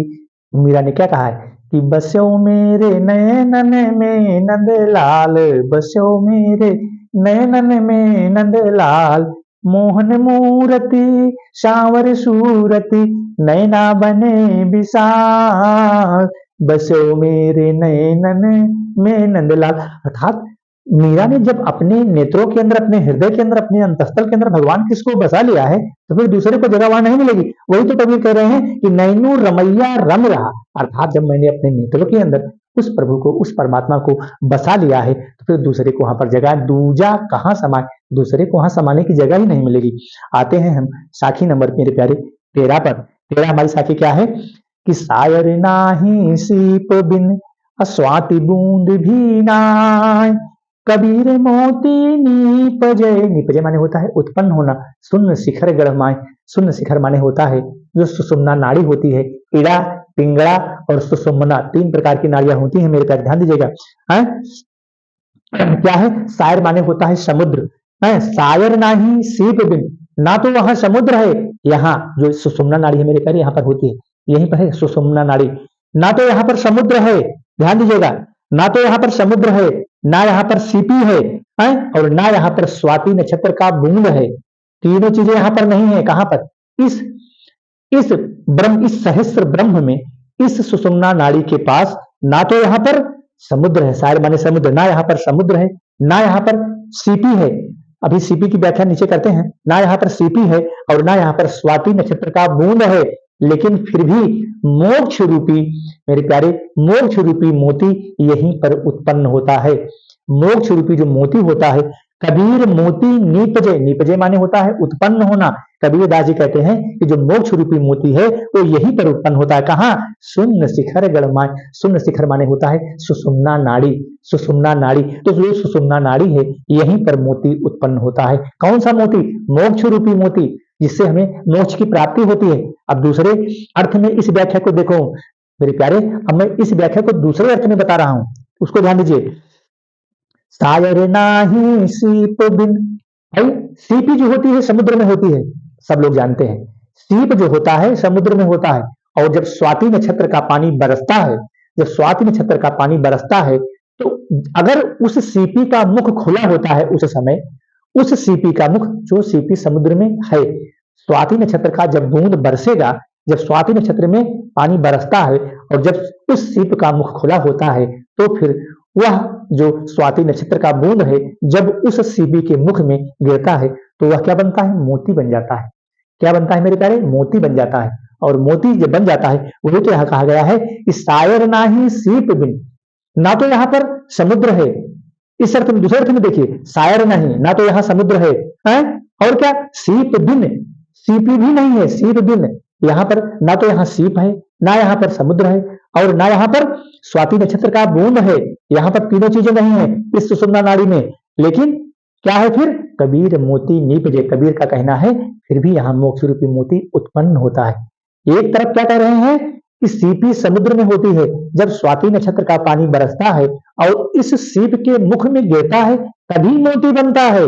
लेकिन यहाँ पर तो कुछ भी नहीं है मेरे प्यारे, ध्यान दीजिएगा, यहाँ पर तो कुछ भी नहीं है, ना समुद्र है, ना सीपी है, ना स्वाति नक्षत्र का बूंद है, फिर भी यहाँ पर मोक्ष रूपी मोती उत्पन्न होता है। इसी मन मस्तिष्क में मेरे प्यारे, कहने का मतलब यह है, शून्य शिखर गरमाए, शून्य शिखर माने होता है सुषुम्ना नाड़ी, अर्थात इस सुषुम्ना नाड़ी में यहाँ तो कुछ भी नहीं है, लेकिन मोक्ष रूपी मोती। कहने का मतलब है अगर हम प्रभु का नाम लेंगे, परमात्मा का नाम लेंगे तो किसी की कुछ जरूरत नहीं है, अपने आप मोक्ष की प्राप्ति हो जाएगी। तो मेरे प्यारे, हमें विश्वास है कि इस साखी की भी आपको व्याख्या पूरी तरह से समझ में आ गई होगी। कोई विद्या क्वेश्चन बैंक, कोई भी पका पकाया भोजन, कोई भी टीचर इस प्रकार से अगर आपको पढ़ा दे तो मेरी गारंटी है आपको नहीं पढ़ा सकता, इतनी गहराई तक को जा ही नहीं सकता, उसकी क्षमता नहीं है मेरे प्यारे। चलो आते हैं यहाँ साखी नंबर 14 पर। पानी माने होता है पानी, पानी ही तय हिम भया, पैमाने से, पैमाने से, पानी ही तय हिम भया, अहिम हो गया बिलाय, जो कुछ था सोई भया, अब कुछ कहा न जाए। मेरे प्यारे, क्या बढ़िया वर्ड। पानी, पानी से बर्फ बनता है मेरे प्यारे। पानी को जब आप फ्रिज में गिलास या लोटा में भर करके आप फ्रिज में रख दोगे थोड़ा सा टेम्परेचर बढ़ा दोगे तो सुबह क्या बन जाता है, बर्फ बन जाता है ना। तो कबीर के कहने का मतलब है कि पानी ही तय हिम भया, पानी से तो बर्फ बन गया, अहिम हो गया बिलाय। और जब उस बर्फ को निकाल करके हम हवा या प्रकाश में कहीं रखेंगे तो वह बर्फ फिर पानी में विलीन हो जाता है। उसी प्रकार से जिस प्रकार से इस शरीर से जीवात्मा निकल करके परमात्मा में विलीन हो जाता है, फिर इस शरीर का अस्तित्व समाप्त हो जाता है, उसी प्रकार से बर्फ, मेरे प्यारे ध्यान दीजिएगा, मैं क्या कह रहा हूं आप सोचिएगा, उसको सोचो ध्यान से कि पानी ही थे भाई, पानी से बर्फ बना, और जब उस बर्फ को निकाल करके हम बाहर रखे, हवा में रख दिए, तो वह बर्फ फिर पानी में विलीन हो गया। ठीक इसी प्रकार से, जिस प्रकार से इस शरीर को हम बर्फ मान लेते हैं, इस शरीर को हम बर्फ मान लेते हैं, और इस शरीर को हम बर्फ मान लेते हैं, और जैसे ही यहाँ से जीवात्मा निकलेगी, यहाँ से जीवात्मा निकल करके परमात्मा में विलीन हो जाएगी, तो फिर इस शरीर का अस्तित्व समाप्त हो जाएगा। जैसे बर्फ का अस्तित्व, पानी से बर्फ बना, जैसे भाई पहले जीव का विकास होता है, शरीर का आविष्कार होता है, जैसे खोज और आविष्कार, खोज और आविष्कार। खोज का मतलब क्या है, आविष्कार का मतलब क्या है, मेरे प्यारे बच्चों अंतर है, खोज और आविष्कार में अंतर है। हम आपको बताते हैं क्या है, कहां लिखे हैं, हमको तो जगह नहीं मिल रहा है, चलो हम यहां लिख देते हैं खोज। यह है खोज, ठीक है, यह है खोज आविष्कार। खोज का मतलब हुआ प्यारे बच्चे, जैसे मम्मी पापा हैं तो पापा मम्मी की खोज करते, कहने का मतलब है जो शादी विवाह होता है, जो पापा एक बच्चे से, एक मतलब किसी ने पूछा कि बेटा खोज और आविष्कार में क्या अंतर है, मतलब एक बच्चे से किसी ने पूछा कि बेटा खोज और आविष्कार में क्या अंतर है, तो बच्चा तो खड़ा हो गया, बोला सर पापा ने हमारी मम्मी की खोज की, पापा ने हमारी मम्मी की खोज की, और जब पापा ने मम्मी की खोज की तो वहीं से हमारा आविष्कार हुआ। प्यारे बच्चे ध्यान देना, खोज और आविष्कार में बहुत बड़ा अंतर है। खोजना किसी चीज को पाना, किसी चीज को पाना, और आविष्कार का मतलब होता है नया निर्माण। इस चीज को आप गांठ बांध लीजिएगा, खोज और आविष्कार। जैसे उस बच्चे ने जवाब दिया कि मेरे पापा ने मेरी मम्मी की खोज की, और जब मम्मी की खोज हुई तो फिर हमारा उसी में से आविष्कार हुआ। तो खोज और आविष्कार में अंतर है, वही यहाँ पर है, क्या है, जो कुछ था सोई भया, अर्थात पानी से बर्फ बना, और जब बर्फ को हमने बाहर रखा तो बर्फ पिघल करके फिर पानी में विलीन हो गया। तो जो जैसा था वैसे तो हो गया मेरे प्यारे, वही तो है, जो कुछ था सोई भया, जो जैसे था वैसे फिर हो गया है।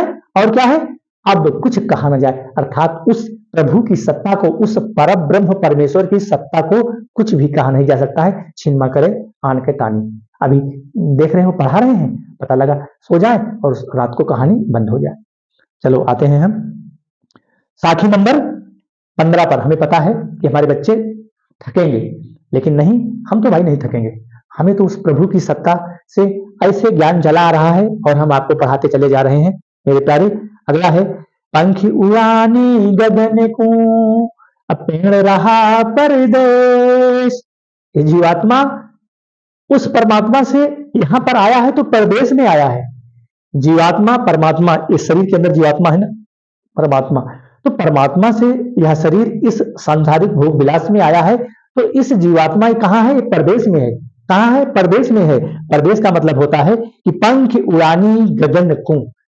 अगर पंख माने पक्षी, आए परमात्मा रूपी पक्षी, पंख माने होता है, पंख माने होता है पक्षी। जब जैसे जो जीवात्मा रूपी पक्षी जब उड़ करके आकाश में जाता है, ये जीवात्मा रूपी पक्षी, पंख माने पक्षी, पंख उड़ानी गगन को, गगन माने आकाश। जब एक जीवात्मा रूपी पक्षी जब ये आकाश में पहुंचता है तो पेड़ रहा परदेश, अर्थात यह उसके लिए परदेश के समान है। क्योंकि जीवात्मा, जैसे प्यारे, अगर हम कोई अगर इस जिला से उस जिला में काम करने के लिए जाए तो उसको परदेशी बोला जाता है। जैसे लोग रोजी रोजगार के लिए इस प्रदेश से निकल करके दूसरे प्रदेश में जाते हैं, इस जिला से छोड़ करके दूसरे जिला में जाते हैं, तो उसको क्या बोला जाता है, परदेश बोला जाता है। उसी प्रकार से, जिस प्रकार से उस परमात्मा से यह जीवात्मा इस सांसारिक भोग विलास की संसार में आया हुआ है, तो उसको परदेशी ही तो बोला जाएगा। तो वही तो यहाँ पर कह रहे हैं कबीर, क्या कह रहे हैं कि पंख उड़ानी गगन को, अर्थात इस जीवात्मा रूपी पक्षी जब उड़ करके आकाश में पहुंचता है तो पेड़ रहा परदेश, वह अपना देश भूल जाता है।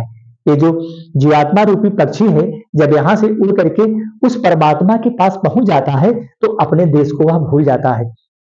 जिससे क्या है प्यारे बच्चों, अब का जो जमाना है भाई, माता पिता बच्चों की शादी कर दी और जैसे ही वो पति पत्नी अलग हुए, अब दोनों लोग कमा रहे हैं, फिर अपना प्रदेश में मकान बन गया, फिर माता पिता को भूल जाते हैं। कभी कभार 2-4 महीने पे फोन कर लिया, हाँ पापा कैसे हो, बस हो गया, बाकी अपना जीवन हो। तो इस देश को वो भूल करके प्रदेश में परिवर्तित हो जाता है। तो कहने का मतलब है कि पानी पिया चंच, चंच माने होता है चोंच, बिना चोंच के अर्थात बिना चोंच के उस परब्रह्म सत्ता का वह पान करता है। किसका? उस प्रभु की, उस परमेश्वर का। कहने का मतलब है कि पानी पिया चंच बिन अर्थात वह जीवात्मा रूपी पक्षी जब उड़ करके आकाश में जाता है, जब उस परमात्मा के पास पहुंचता है, तो बिना चोंच के ही उस आनंद स्वरूप परमात्मा का रसास्वादन करता है, बिना चोंच के ही। चोंच का मतलब ही नहीं है, अर्थात मुख का मतलब ही नहीं है, क्या कि पानी पिया चंच बिन, बिना चोंच के ही उस आनंद स्वरूप परमात्मा का रसास्वादन करता है। और फिर क्या होता है? भूल गया यह देश, जिस देश में वह आया था, यह जीवात्मा रूपी पक्षी जिस देश में आया था, फिर इस देश को भूल जाता है। जैसे माता पिता जब अपने बच्चों की शादी कर देते हैं तो उनको बीवी मिल गई पढ़ी लिखी, और दोनों लोग भाई नौकरी कर रहे हैं, कोई दोनों लोग अपना साथ साथ रह रहे हैं, फिर इस माता पिता को, परिवार को वह भूल जाते हैं। कभी कभार 6-7 महीना पर, 1 साल पर कभी फोन ऑन कर लेंगे, नहीं हाय हेलो हो गया, बस कहानी खत्म।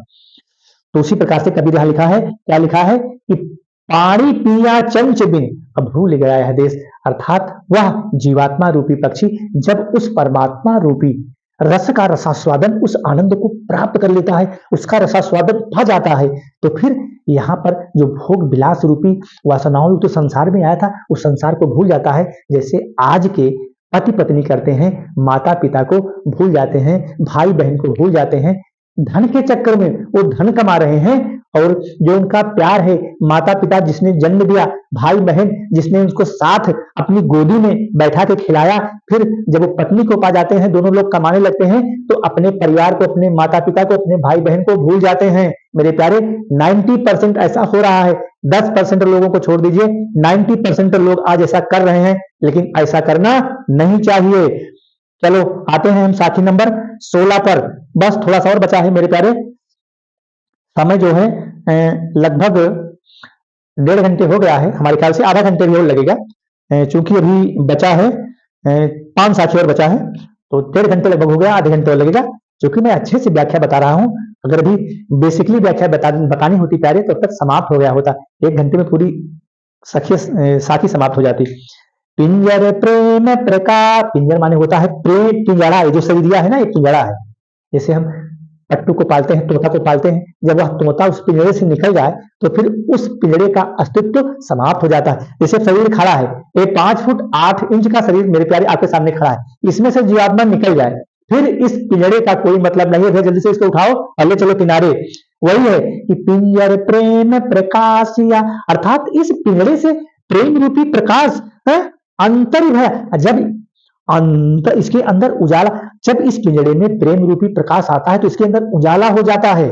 कहने का मतलब है कबीर के, इस प्रेम रूपी पिंजड़े में जब परमात्मा रूपी प्रकाश का आवागमन होता है, या इस प्रेम रूपी पिंजड़े में पिंजर प्रेम प्रकाश, या और अंतर माने होता है अंदर, अंतस्थल हृदय में, अंतर माने हृदय के अंदर, अंतरि भया उजास, अर्थात अंतर, अर्थात इस हृदय के अंदर, इस अंतस्थल के अंदर उजाला हो जाता है। कैसे? जब परमात्मा रूपी प्रेम का प्रकाश मिलता है तो इस अंतस्थल के अंदर, इस हृदय के अंदर उस परमात्मा का प्रकाश फैल जाता है।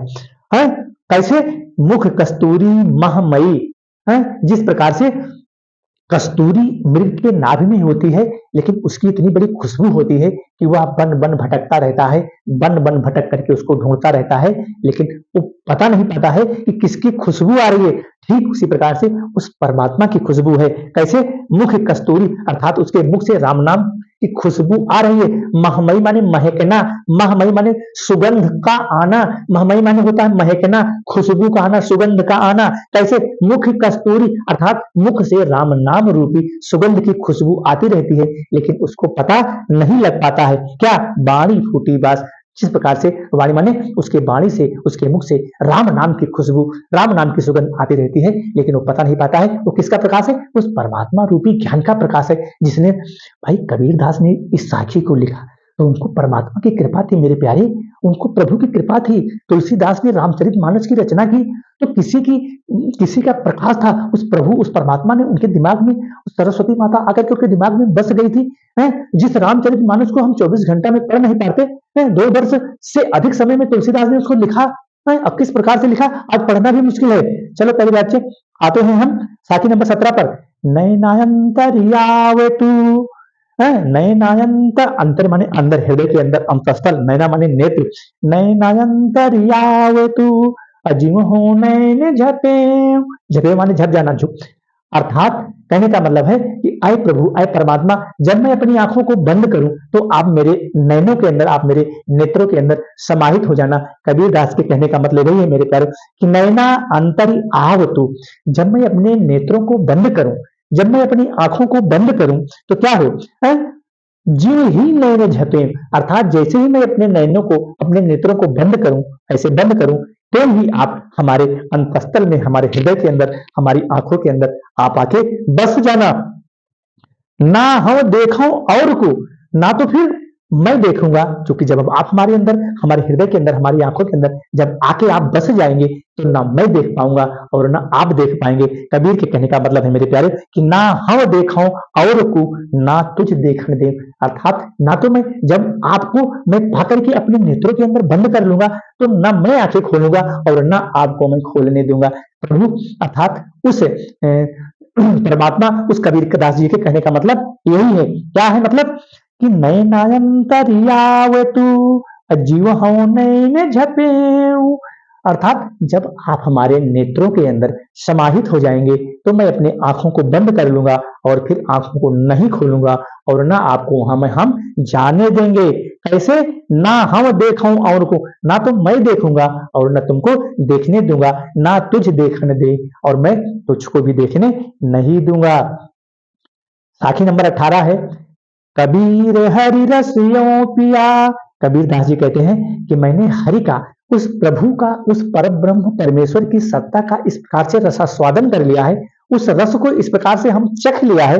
कैसे चख लिया है, कबीर हरि रसियों पिया, कबीर कह रहे हैं कि हरि रस, हरि माने भगवान, उस प्रभु की सत्ता को, उस प्रभु के आनंद स्वरूप को मैंने इस प्रकार से चख लिया है, इस प्रकार से अपने अंदर मैंने धारण कर लिया है। कैसे कर लिया है, बाकी रही न थाक, थाक माने होता है प्यास, थाक माने होता है करे प्यास होता है, मैंने इसके पहले भी आपको बताया है, थाक माने होता है प्यास, ठीक है। थाक माने क्या होता है, प्यास होता है, थाक माने होता है प्यास। थोड़ा सा पानी पी लें प्यारे बच्चों, गला सूख गया है।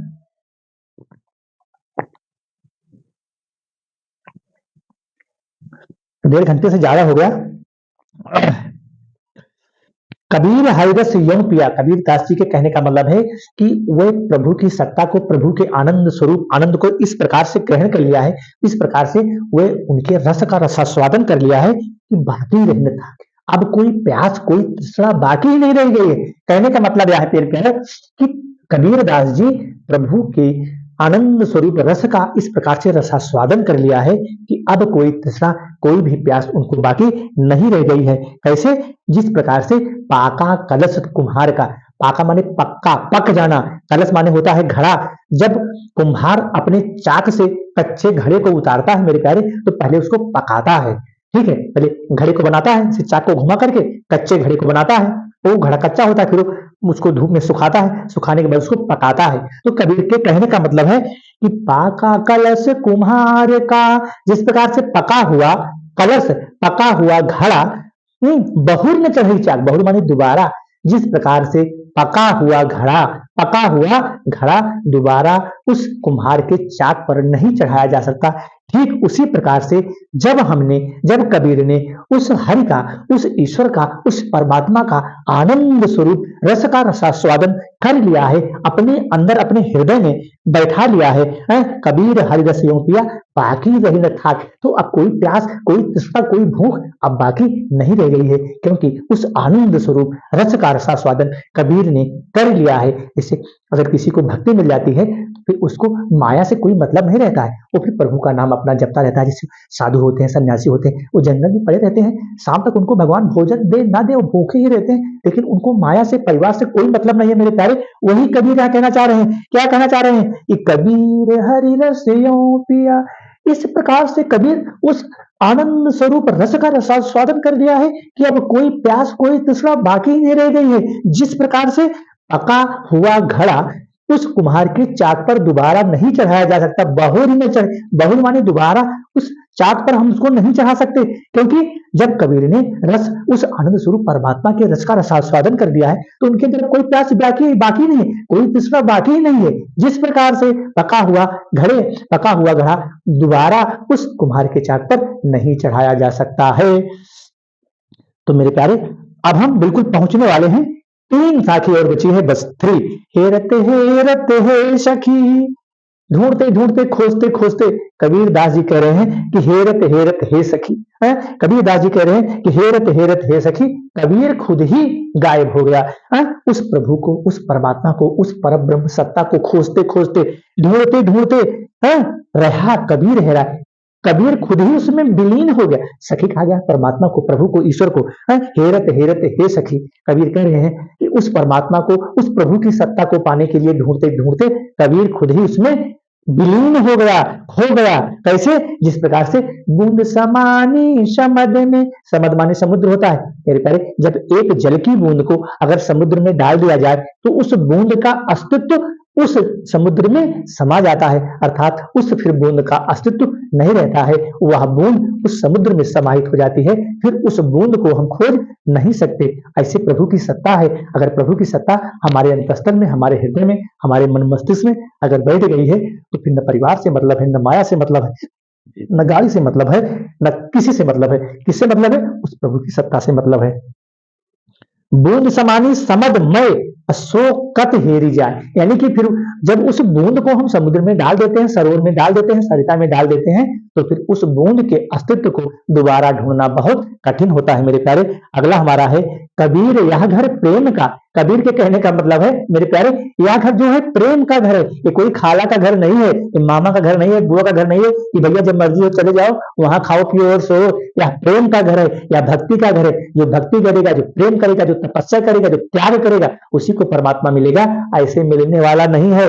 जब जैसे प्यारे बच्चे हम आपको पढ़ा रहे हैं, ज्ञान दे रहे हैं, तो आपका भी दायित्व बनता है, आपका कर्तव्य बनता है कि आप पढ़ो, लिखो, बार बार प्रैक्टिस करो, तब आप कबीर की साखी को समझ पाओगे। नहीं तो ऐसे किरदिया पढ़ लोगे, ऐसे गैदिया पढ़ लोगे, दिमागवा में घुसेगा ही नहीं। चाहे तुम 15 बार पढ़ो, 20 बार पढ़ो, मेरी गारंटी, मेरा दावा है, तुम 25 बार तुम विद्या क्वेश्चन बैंक पढ़ लो और एक भी व्याख्या नहीं लिख सकते हो। इसीलिए तो टीचर की जरूरत पड़ती है, गुरु की जरूरत पड़ती है। गुरु ब्रह्मा गुरु विष्णु गुरु देवई महेश्वर। अगर गुरु ना हो तो फिर इस भवसागर से पार होना कठिन है मेरे प्यारे। कबीर यहु घर प्रेम का, गला सूख जा रहा है मेरे प्यारे, थोड़ा सा पानी पी लें।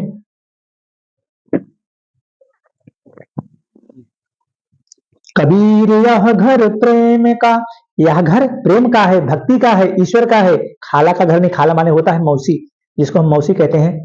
बुआ मान लो, मामा मान लो, मौसी मान लो। कबीर यह घर प्रेम का, यह प्रेम का घर है, भक्ति का घर है, कोई खाला का घर नहीं है कि जब मर्जी हो तब चले जाओ, ये खाने को मिलेगा, रहने को मिलेगा, सोने को मिलेगा। नहीं, वो प्रेम का घर है। वहां प्रेम करना होगा, भक्ति करनी होगी, त्याग करना होगा, तपस्या करना होगा, तब ईश्वर में विलीन हो सकते हैं। वो बहुत कठिन है। शीश उतारे हाथ कर, अगर हम इस सिर को काट करके ऐसे हाथ पे रख लें, ऐसे हाथ पे पैरे रख लें, फिर भी उस प्रभु की सत्ता को पाना कठिन है। शीश उतारे हाथ ही कर, सिर को उतार करके ऐसे हाथ पे धारण कर ले।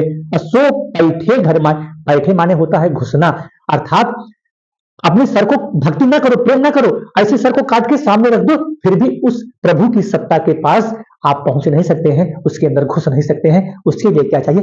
प्रेम चाहिए, भक्ति चाहिए, त्याग चाहिए, तपस्या चाहिए, तभी हमको प्रभु के दर्शन हो सकते हैं मेरे प्यारे। अगला हमारा है अंतिम साखी है हमारी, साखी नंबर 21 मेरे प्यारे। अब हम पहुंच गए हैं, बहुत सुंदर। आज भी हमारी मेहनत पूरी हुई और इस मेहनत से आप कितना सीखते हैं मेरे प्यारे, देखते हैं आप लोग कितना सीखते हैं। जब मैं था तब हरि नहीं, जब मैं था अर्थात जब हमारे अंदर अहंकार था तब प्रभु के दर्शन नहीं हुए। जब मैं था तब हरि नहीं, अर्थात जब मैं था, जब मैं का मतलब जब हमारे अंदर अहंकार था, है? जब मैं था तब हरि नहीं, जब हमारे अंदर अहंकार था तब हरि के, भगवान के दर्शन ही नहीं हुए। अब हरि हैं, मैं नाय, अर्थात अब हमारा सारा अहंकार नष्ट हो चुका है। कहने का मतलब है मेरे प्यारे कि जब हमारे अंदर अहंकार था, जब मैं था, मैं माने अहंकार, मैं माने अहंकार, जब मैं था तब हरि नहीं। कहने का मतलब है मेरे प्यारे कि जब हमारे अंदर जैसे रावण के अंदर अहंकार था ना, रावण को अहंकार था कि सीता माता को हम चुरा के लाए हैं, तो बनवासी राम क्या हमसे छीन पाएगा, हम तो शक्तिशाली हैं। रावण को यही तो घमंड था, रावण को यही तो अभिमान था मेरे प्यारे कि वो बनवासी रावण, वो राम लक्ष्मण दो चार बंदर उंदर हैं, वो क्या हमसे छीन पाएंगे, सीता माता को नहीं ले जा पाएंगे। उसको अभिमान था, उसको घमंड, उसको यह पता ही नहीं था कि ये प्रभु परमात्मा स्वरूप भगवान मर्यादा पुरुषोत्तम राम है, उसको यह पता ही नहीं था। है? जब हनुमान जी उसको जा करके बिल्कुल उसके जो उसका आसन लगा था रावण का ना, उसके ऊपर अपना आसन खुद बना करके, मतलब प्रभु राम की इच्छा से उसके ऊपर अपना आसन ऐसे लगा करके उसको शिक्षा देना चाहा कि रावण मान जाओ और सीता माता को वापस कर दो और युद्ध होने से बच जाए। लेकिन रावण के अंदर तो घमंड था, अभिमान था, अहंकार था, नहीं माना। वही यहाँ कभी मेरे प्यारे लिख रहे हैं, क्या लिख रहे हैं, लिख रहे हैं कि जब मैं था तब हरि नहीं, अर्थात जब हमारे अंदर अहंकार था, जब हमारे अंदर घमंड था, अभिमान था, तब हमें भगवान के दर्शन नहीं हुए। नहीं कर रावण घमंड न करता, अभिमान न करता, सीता माता को वापस कर देता तो सोने की लंका जलने से बच जाती। जो हनुमान जी जाकर के लंका को जला दिया, सर्वनाश कर दिया, कितने लोग मर गए हैं। तो वही है, उसको घमंड था, अभिमान था। तो मेरे प्यारे बच्चों, जीवन में कभी भी घमंड अभिमान मत करना, क्योंकि यह शरीर कैसा है, यह तन कांचा कुंभ है, यह शरीर कच्चे घड़े के समान है। कुंभ माने घड़ा, ये शरीर जो खड़ा है ना 5 फुट 8 इंच का, ये कच्चे घड़े के समान है। यह तन कांचा कुंभ है, अलिए फिरे नहीं हाथ, इसको साथ साथ लिए कैसे घूम रहे फिर रहे हैं। अब क्या हुआ है, और ढबका लागा, कहीं धक्का लग जाए, एक्सीडेंट हो जाए, गिर जाए और कहानी खत्म हो जाए, तो फिर साथ क्या जाएगा, यही पुण्य जाएगा, यही प्रताप जाएगा, यही ज्ञान जाएगा, यही जो समाज में बनाए हैं वही साथ जाएगा, बाकी कुछ साथ नहीं जाएगा। नहीं तो कुछ लोग यार बहुत बेकार था, अच्छा हुआ मर गया, उससे मुक्ति मिल गई, यही तो लोग कहेंगे। और जब अच्छे कर्म करोगे तो आदमी रोएंगे और अपने आंसू को बहाएंगे, बहुत अच्छा था, बहुत ज्ञानी था, किसी को कुछ भी नहीं कहता था। है? और जब आदमी बेकार होता है, किसी को सताता है तो कहता है बहुत अच्छा हुआ चला गया, चलो ठीक है। तो कबीर के कहने का मतलब है कि सब अंधियारा मिट, सारा अंधकार जो हमारे अंदर अज्ञान भरा हुआ था सब मिट गया। और जब दीपक देखा माय, अर्थात ज्ञान रूपी दीपक, ज्ञान रूपी दीपक की आभा, ज्ञान रूपी दीपक का प्रकाश जब हमारे अंदर आया, अर्थात जब हमारा अहंकार जब नष्ट हो गया, क्योंकि जब मैं था, जब हमारे अंदर अहंकार था तब ईश्वर की प्राप्ति नहीं हुई, और जब वह अहंकार हमारा नष्ट हुआ तो ज्ञान रूपी ऐसा प्रकाश हमें मिला कि सारा अंधकार मिट गया। मेरे प्यारे ध्यान देना, जब मैं था तब हरि नहीं, अर्थात जब हमारे अंदर अहंकार था, जब हमारे अंदर दुर्गुण भरे हुए थे, जब हमारे अंदर भोग विलास की वासनाएं भरी हुई थी, तब भगवान के दर्शन नहीं हुए। अब हरि है मैं ना, अर्थात जब यह सब चीजें हमारे अंदर भरी हुई थी तब प्रभु के दर्शन नहीं हुए और सब अंधियारा मिट गया। जैसे ही उस परम ब्रह्म सत्ता रूपी दीपक का प्रकाश हमारे अंदर विराजमान हुआ, सब अंधियारा, सारे अंधकार हमारे नष्ट हो गए और प्रभु के हमें दर्शन हो गए। तो मेरे प्यारे बच्चों, मेरे प्यारे साथियों, आपका साथ ऐसे बना रहे, हम आपको पढ़ाते रहेंगे। अगर हमारा मेहनत, हमारा परिश्रम आपको अच्छा लगा हो तो चैनल को लाइक और सब्सक्राइब जरूर करना और अन्य दोस्तों तक कार्य पहुंचाने की कोशिश करना, क्योंकि जिस प्रकार से हमने आपको पढ़ाया है, इस लाइन को देख लेना मेरे प्यारे, ना तो आपकी बुक में मिलेगी, ना क्वेश्चन बैंक आपका दे सकता है। मैंने इसको कहां से ढूंढ करके आपके लिए लाया है, निश्चित ही परिश्रम किया है। और यह परिश्रम आप इस साखी के माध्यम से पढ़ करके, और इसके बाद भी अगर प्यारे साखी आपको समझ में ना आए तो कमेंट के माध्यम से हमको बताना, हम आपको फिर पढ़ाएंगे। एक बार मैंने साखी को दो दो साखियों को पढ़ा करके वीडियो अपलोड किया है, और दूसरी बात पूरी साखी को हम एक बार बना के वीडियो अपलोड कर रहा हूं। इसके बाद भी प्यारे अगर साखी समझ में ना आई हो तो हमें कमेंट करना, हम तीसरी बार भी आपको साखी को पढ़ाएंगे, 4 बार आपको साखी को पढ़ाएंगे। लेकिन जब तक पढ़ाएंगे तब तक आपकी समझ में ना आ जाए और आपके अंदर ज्ञान रूपी प्रकाश को हम न भर दें, तब तक हमें भी सुकून नहीं मिलेगा। मेरे प्यारे बच्चों, जय हिंद, जय भारत माता की। आपका ऐसा साथ बना रहे, आपका ऐसा सहयोग बना रहे, हम आपके साथ हमेशा खड़े रहेंगे, मेरा आशीर्वाद है। जय भारत माता की, जय हिंद।